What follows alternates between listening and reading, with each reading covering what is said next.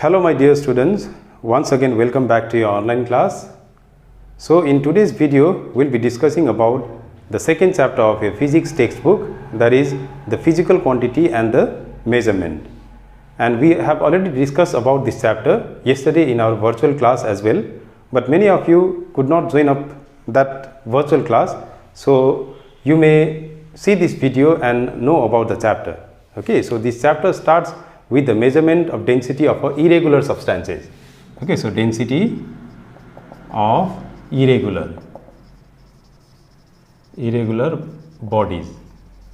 Okay, so how do you measure the density of an irregular body? Simply we have the formula is density is equals to mass divided by volume. So mass we can easily measure with the help of the beam balance. Even if the shape is not a regular, we can easily measure its mass with the help of a beam balance. But what about the volume? We can measure the volume of a regular bodies using the formula, but there is no such formula to find the volume of a irregular bodies. So what we do, we take a vessel known as a Eureka can. Okay, so it's also known as a Eureka can or a displacement vessel. Okay, so it's this kind of vessel. Okay, so where there is an outlet at the top. So now to find the volume of an irregular body, what do we do? First we fill this vessel with the water up to the brim, okay, till its outlet, and then whatever the irregular body is given to us, we tie it with the help of the thread, and then just in close contact with this can, we use a measuring cylinder. Okay, so now what I do, I tie this irregular object with a thread and then I immerse it in a liquid. So it's very clear that when I immerse it in a liquid, what happens, the axis amount, the level of the liquid in this can will rise and the water will spill out, and this spill water is collected in the measuring cylinder. So whatever amount of water is collected, the same is the volume of an irregular body. So in this way we can find the volume of an irregular body. So once we find the volume, so knowing the mass with the help of the beam balance and knowing the volume with the help of the Eureka can, we can easily calculate the density of a irregular object. So now the next important topic in this chapter is the comparison of density of three states of matter. Okay, so density of three states of matter. So we already know that there are three states of matter: the solid, and then we have the liquid, and then we have a gases. And it's very clear that the solid has the highest density, the liquid has a lesser density, except there is an exception, which is a mercury. The mercury is heavier than most of the solid also. Okay, and then the gas, it has the least density. So if you are asked to compare the density of the solid, liquid and gas, the solid has the highest, whereas the gas has the least. And then now coming to the another topic in this chapter, which is upthrust. Okay, or it's also known as THRUS. Okay, so upthrust, which is also known as a buoyancy. Okay, so this is also known as a buoyancy, or it's also known as a buoyant force. Okay, so what is it? So you must have noticed that whenever we put any object in a water, the object becomes lighter. Okay, or not just the object, you must have gone in a swimming pool. So whenever we are inside the swimming pool, we feel that our weight have decreased. Okay, it is because, so whenever a body is immersed in a liquid, any kind of liquid, maybe it water or some other liquid. So whenever we immerse any object in a liquid, partially or completely, so what happens, it experiences a upward force. Okay, so the liquid exerts the upward force. That upward force is known as the thrust or buoyancy or a buoyant force. So very simple. So upthrust, what does it mean now? Once again, upthrust is the force experienced by an object which is immersed in a liquid, and who exerts this force? The liquid exerts this upward force, and that is known as a upthrust. Now there are some of the factors on which the upthrust depend. So first being the volume.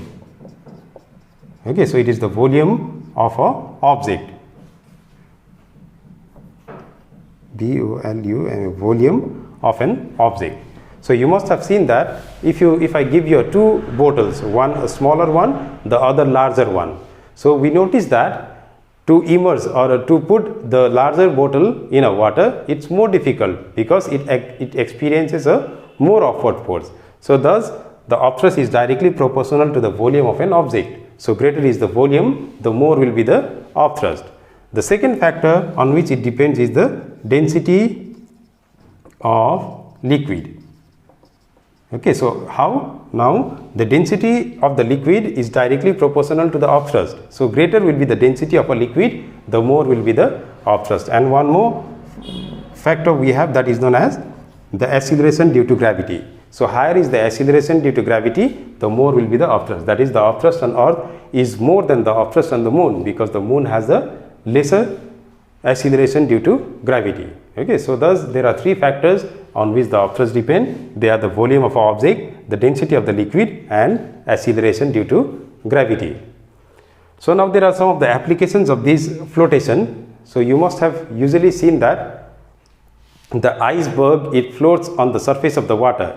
It is because the upthrust, usually the ice, its density is almost or approximately equal to the density of water. So that's why those iceberg, it floats just beneath the surface of the liquid.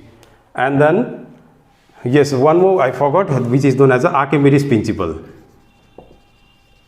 Okay, so Archimedes principle. What does the Archimedes principle say? So Archimedes was a Greek scientist who discovered some of the law regarding the upthrust. So that's why the name is the Archimedes principle. So the Archimedes principle simply tells us that whenever a body is partially or wholly immersed in a liquid, we know that it experiences an upthrust. So now what is the quantity of that upthrust is given by the Archimedes. So it tells us that the upthrust experienced by the liquid will be equal to the weight of the liquid displaced by it, just like in this case. Okay, like suppose if you want to know what is the upthrust on this body, what have to do, whenever we immerse this object in a liquid, some amount of liquid it spills out. So if you measure the weight of this liquid, so that weight of the liquid will be equal to the upthrust. So that is what is the Archimedes principle tells us. So it tells us the upthrust experienced by a liquid is equal to the weight of the the upthrust experienced by a body when it is partially or wholly immersed in a liquid will be equal to the weight of the liquid displaced by that object. Now depending upon this, we have a law known as the law of flotation. So the law of flotation tells us that which body will float and which will sink.